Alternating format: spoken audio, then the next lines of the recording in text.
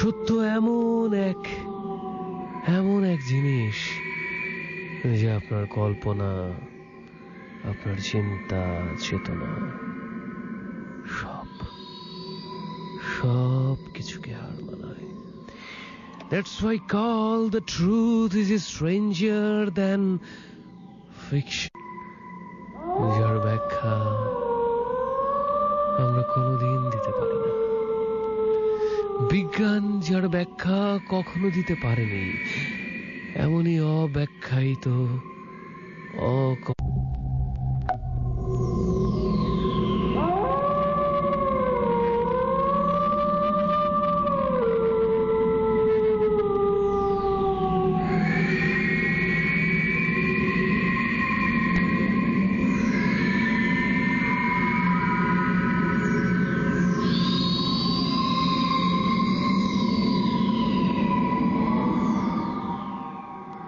প্রতি শনিবারের মতো আজও আমার হাতে একটা চিঠি আছে, আর এই চিঠিটা পাঠিয়েছে আমার বন্ধু রবি।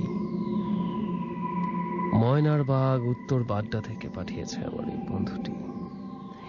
তার জীবনে ঘটে যাওয়া একটি মুহূর্তের কথা আমাদের কাছে লিখে পাঠিয়েছে। চিঠির একেবারে শেষ যে লাইনটি রয়েছে, সে লাইনটি হচ্ছে, এখানে যে ঘটনাটি বর্ণনা করা হয়েছে এটা সম্পূর্ণ সত্য একটি ঘটনা। খুব ছোট একটা ঘটনা, খুবই ছোট, কিন্তু ঘটনাটা বড়ই অদ্ভুত। এমন ছোট অনেক ঘটনা আপনার জীবনে প্রতি মুহূর্তে ঘটছে। বাতাস নেই, চারপাশ নিস্তব্ধ, গুমোট একটা ভাব চারপাশে। হঠাৎ করেই কি আপনার দক্ষিণের জানালার পর্দাটা একটু দুলে উঠল? কেউ কি সেখানে এসে নিশ্চুপ ভাবে দাঁড়িয়ে আছে? কোনো ছায়া, কোনো অশরীরী কোনো কিছু থাকতেও পারে। মানুষের জীবন হচ্ছে ঘটনাবহুল একটি জীবন। চলার পথে এমন অনেক রহস্যময়, অকল্পনীয় অনেক কিছুই ঘটে আমাদের জীবনে।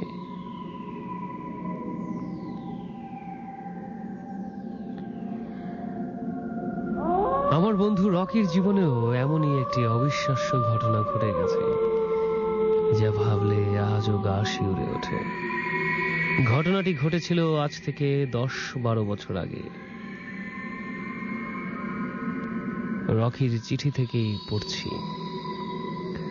ঘটনাটি আমাদের গ্রামের। আমাদের গ্রামটা ছিল অনেক সুন্দর, কিন্তু জনবসতি অনেক কম। আমাদের বাড়ি থেকে দক্ষিণ পূর্ব দিকে একটি নদী ছিল। নদীর পাশ দিয়ে সরু একটি রাস্তা ছিল। প্রায় 2 কিলোমিটার যাওয়ার পর একটি অনেক পুরনো ভিটে বাড়ি। সেই ভিটায় অনেক পুরনো একটি বট গাছ আর একটি তেঁতুল গাছ ছিল। ভিটায় কয়েকটা কবরও ছিল। লোকমুখে শোনা যেত ভিটার ওই বট গাছ ও তেঁতুল গাছে অনেক অশরীরী জিনিস রয়েছে। ওই ভিটাকে কেন্দ্র করে এই অনেকের জীবনে ঘটে গেছে অনেক ভয়ঙ্কর ও শোচনীয় ঘটনা।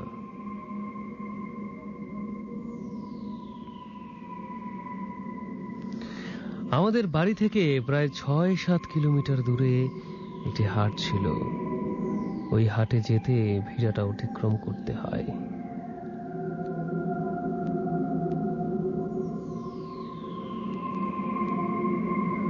ওই দিন হাটে যেতে অনেক দেরি হয়ে গিয়েছিল, প্রায় সন্ধে হয়ে যায়। হাটে গিয়ে প্রয়োজনীয় জিনিসপত্র কিনতে এবং কিনে ফিরে আসতে আসতে তখন প্রায় 9টা বেজে গেছে। আমি যখন হাট থেকে বাড়ি আসছিলাম তখন আমার সাথে কেউ ছিল না, এবং ওই রাস্তা ধরে আমি আস্তে আস্তে হাঁটছিলাম। দূর দূরান্ত পর্যন্ত লোকালয়ের কোনো চিহ্ন নেই। যখন আমি ওই বাড়ির খুব কাছে কাছে চলে এসেছি কেমন যেন একটা ভয় আস্তে আস্তে আমাকে পেয়ে বসেছিল। পরক্ষণেই মনে হলো ওই ভিটার পাশ দিয়েই আমাকে যেতে হবে। আর ওই রাত ছিল অমাবস্যার রাত। চারিদিকে ঘুটঘুটে অন্ধকার, এতই অন্ধকার যে নিজের শরীর পর্যন্ত দেখা যাচ্ছিল না।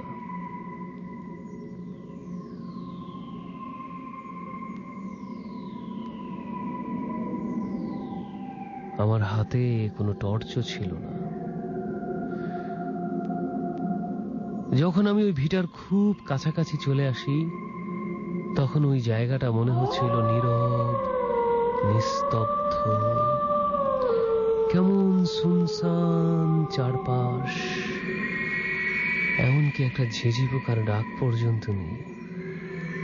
হঠাৎ করে সেই শুনশান নীরবতায় কেমন একটা নাকি সুরে কান্না ভেসে আসলো আমার কানে।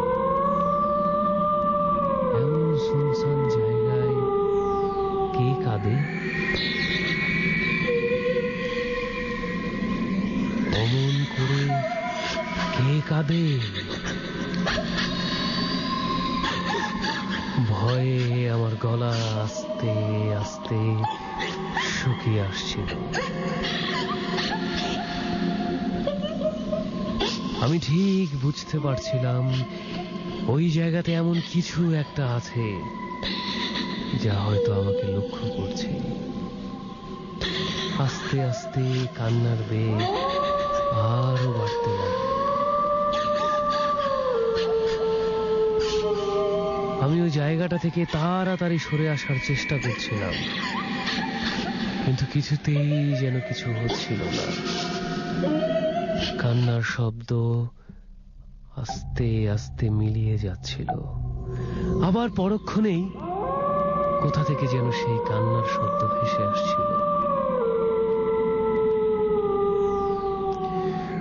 ভয়ে আমি তাড়াতাড়ি সেখান থেকে সরে যেতে চাইলাম, কিন্তু মনে হচ্ছিল পা যেন মাটিতে দেবে যাচ্ছে। হঠাৎ করেই আবছা আবছা অন্ধকারে আমি পরিষ্কার দেখলাম সাদা কাপড়ে মোড়ানো একটা লাশ ঠিক রাস্তার মাঝামাঝি পড়ে আছে। চারপাশ থেকে লাশের পচা বোটকা গন্ধ ছড়াচ্ছিল। আমি চিৎকার দেবার চেষ্টা করছিলাম, কিন্তু এতটুকু শক্তি আমার গায়ে ছিল না। ঠিক সেই মুহূর্তেই হঠাৎ করে টর্চের আলো এসে পড়লো আমার গায়ে। আমি দেখতে পেলাম 2-3 জন লোক এদিক দিয়ে আসছে। পরক্ষণেই তাকিয়ে দেখলাম কোথায় কি, কোথাও কোনো কান্নার আওয়াজ নেই, কোনো কিছু নেই। সেই লাশটাও অদৃশ্য হয়ে গেছে। আমি দেখলাম 3 জন লোক টর্চ নিয়ে আমার দিকে এগিয়ে আসছে। ধরে যেন প্রাণ ফিরে এলো, কারণ সেই 3 জন লোকের একজন ছিল আমার বাবা, আরেকজন আমার কাকা এবং আমার কাকাতো ভাই।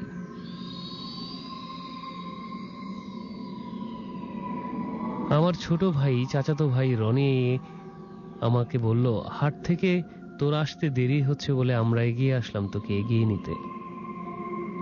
তারপর বাড়ি ফিরে আসি, কিন্তু ওই ঘটনা আমি কাউকে বলিনি। এই ঘটনার ঠিক 2 দিন পর আমি আর আমার সেই চাচাতো ভাই রনি রাতে নদীতে মাছ ধরবো যাওয়ার পরিকল্পনা করলাম। ওই সময় নদীতে খুব কম পানি ছিল। প্রায় রাতে আলো নিয়ে আমরা মাছ ধরতে বের হতাম। কথা ছিল রাত 12টার সময় আমাকে ডাক দিয়ে নিয়ে যাবে রনি। আমি খুব তাড়াতাড়ি ঘুমিয়ে পড়েছিলাম। হঠাৎ করেই রনির ডাকে আমার ঘুম ভাঙল। রকি, এই রকি!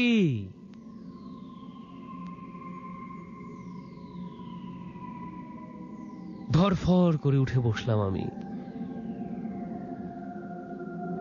মাছ ধরার টুকরি আর আলু নিয়ে বাইরে এসে দেখি রনি একটা গাছের নিচে দাঁড়িয়ে আছে। বলল, চল, মাছ ধরতে যাবি না? আমি বললাম, হ্যাঁ যাব তো, চল। ও আমার সামনে হাঁটছিল আর আমি ওর পেছন পেছন। নদীতে এসেই দুজন পানিতে ঝাঁপিয়ে পড়লাম মাছ ধরার জন্য। সবসময় আমি বেশি মাছ ধরতাম, কিন্তু এদিন খুব অবাক হয়ে লক্ষ্য করলাম রনি প্রচুর মাছ ধরছে, কিন্তু আমার ভাগে যেন একটা মাছও জুটছে না। ধীরে ধীরে ও বেশি পানির দিকে নামতে শুরু করলো। আমাকে বলল, এই দিকে আয়, এই দিকে বেশি মাছ। আমি রনির কাছ থেকে একটু দূরেই মাছ ধরছিলাম, বলা চলে নদীর একেবারে পাড়ের কাছাকাছি। কিন্তু রনি যেখানে মাছ ধরছে সেখানের পানি অনেক গভীর। হঠাৎ করে চাঁদের আলোয় আমি খুব ভালো করে লক্ষ্য করলাম রনি অনেকটা গভীর পানির দিকে চলে গেছে, কিন্তু তাকে দেখে মনে হচ্ছে সে হাঁটু পানিতে মাছ ধরছে। আর তখনই আমার সন্দেহ হলো, এটা কি রনি নাকি অন্য কিছু?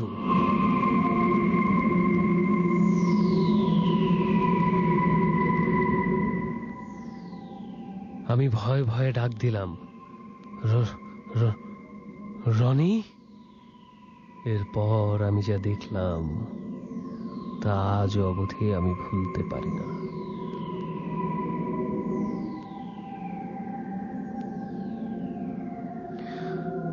আমি ডাকার পর রনি যখন আমার দিকে মাথা ঘুরে তাকালো, আমি চাঁদের আলোয় স্পষ্ট দেখতে পাই সেই ভিটায় পড়ে থাকা লাশটি। তার গলা পর্যন্ত কাপড় দিয়ে ঢাকা ছিল, মাথার চুলগুলো উঠে উঠে গেছে, সারা মুখে কোনো চামড়া পর্যন্ত নেই। কি যে ভয়ঙ্কর সেই দৃশ্য আমি আজও ভুলতে পারি না। আমি প্রাণপণে চেষ্টা করছিলাম পাড়ে উঠে আসার, কিন্তু কোনোভাবেই উঠতে পারছিলাম না। হঠাৎ করেই মনে হলো কি যেন খাবলে ধরেছিল আমার ঘাড়। আস্তে আস্তে তলিয়ে যাচ্ছিলাম পানির নিচে, আরো নিচে, অনেক গভীরে, অনেক গভীরে। আস্তে আস্তে আমার নিঃশ্বাস বন্ধ হয়ে আসছিল, কি যেন একটা চেপে ধরেছিল আমার ঘাড়ে। আস্তে আস্তে আস্তে আস্তে আস্তে আস্তে।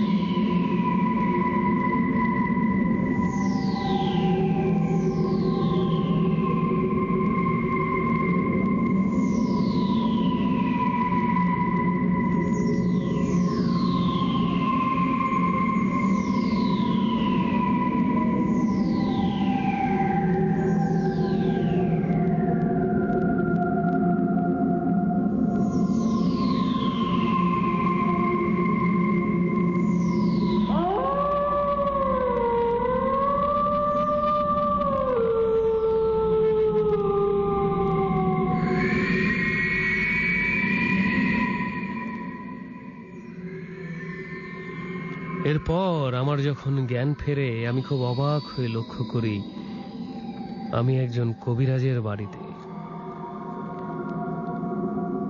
আমার মা আমাকে কোলে নিয়ে বসে আছেন, মাথায় তখনও পানি ঢালা হচ্ছে। পরে আমার চাচাতো ভাইয়ের কাছে সব জানতে পারি। আমি যখন বাড়ি থেকে বের হয়ে যাই তার 10 থেকে 15 মিনিট পরেই রনি আসে আমাকে ডাকতে। অনেক ডাকাডাকির পর যখন কোনো সাড়া শব্দ না পায় তখনও দরজায় কড়া নাড়ে। মার ঘুম ভেঙে যায়। মা বলে, কিরে তুই এখানে, রকি কই? রনি বলল, আমি তো এই মাত্রই আসলাম। মা বলল, কিন্তু ও তো খানিক আগে বের হয়ে গেছে। তখনই সন্দেহ হয় সবার। সবাই মিলে দৌড়ে বের হয় আমাকে খোঁজার জন্য। খুঁজতে খুঁজতে যখন নদীর পাড়ে আসে খুব অবাক হয়ে লক্ষ্য করে সবাই নদীর প্রায় মাঝামাঝিতে আমি নাকি দাপাদাপি করছিলাম পানি থেকে ওঠার জন্য। তারপর সবাই মিলে নদীতে নেমে আমাকে তুলে নিয়ে আসে। আর এই ঘটনার পর থেকে আজ পর্যন্ত আর কোনোদিন আমার নদীতে নামা হয়নি। আজ পর্যন্ত কোনোদিন ছাদের আলোয় রাতে একা ঘর থেকে বেরো হওয়া হয়নি, আজ পর্যন্ত না।